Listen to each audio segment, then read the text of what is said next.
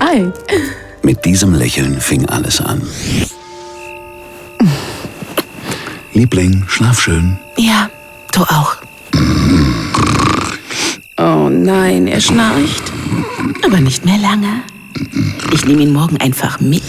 Entspannter und erholsamer Schlaf mit Schnarchschienen von den neuen Zahnärzten in Lahr. www.dieneuenzahnärzte.de.